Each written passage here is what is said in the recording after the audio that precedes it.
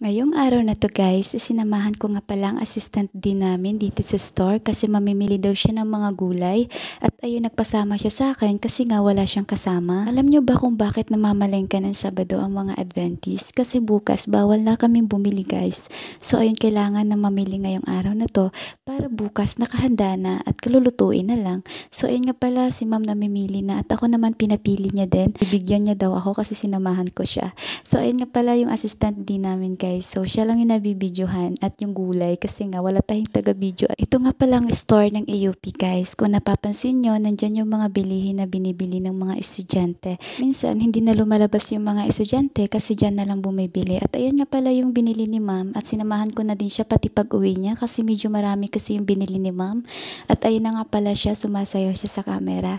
Ang sabi niya, nagbablog pala daw ako, nagtanong siya sa akin. At ayun, sinagot ko naman. At napahinto nga pala kami sa mga oras na yan kasi napagod si ma'am at ako din napagod din. Ang bigat pa naman ng dala. So nandito nga pala kami sa SA Park guys at ayan yung binili ni Ma'am Jeanette.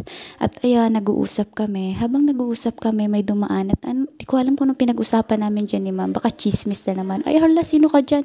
So ayun na nga. So habang nag-uusap kami sabi ni ma'am kainin na natin yung burger kasi binigyan niya pala ako ni ma'am ng burger. At ayan kumakain na nga pala si Ma'am Jeanette dyan. Sabi niya walang ketchup. At sorry talaga ma'am hindi ko nalagyan ng ketchup. Ako kasi yung kumuha doon. Kaso, hindi ko siya nalagyan ng ketchup. So, ayun, kinain pa din ni ma'am. At buti pa tong pusa, hayahayang buhay. Charing! Ayan, nakaupo lang yung pusa. At pagkatapos yun guys, nakauwi na nga pala kami. At ito yung mga anak ni ma'am, pinag-hi ko. Pati yung binata ni ma'am. Ayaw nila mag-hi. Yung dalawang bata lang yung nag-hi. At ayan, gusto ko mag-thank you kay ma'am kasi binigyan niya ako ng burger. Binigyan din ako ni Ma'am Jeanette ng mga pang-ulam ko kasi nga sinamahan ko daw siya. So, pagkahapon nga pala guys, is bumaba ako dito sa Student Park. Dito ako kumain kasi nga may nag-invite sa akin sa pagkain dito sa Student Park. Kung napapansin nyo guys, mayroon diyang mga nagkumakain din, mga small group siguro to. Hindi ko lang alam or mga magkaibigan.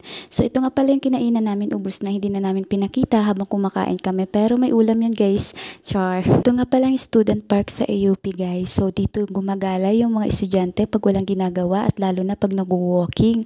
Lalo tigit yung mga may ka-date. Kung napapansin nyo yung upuan na yun. So may nagde-date dyan. Tuwing Sabado ng gabi at kahit anong araw may nagde-date. Ito yung Student Park dito sa AUP. So paano ba yan guys? Hanggang dito na lang. Hanggang sa muli. Bye-bye!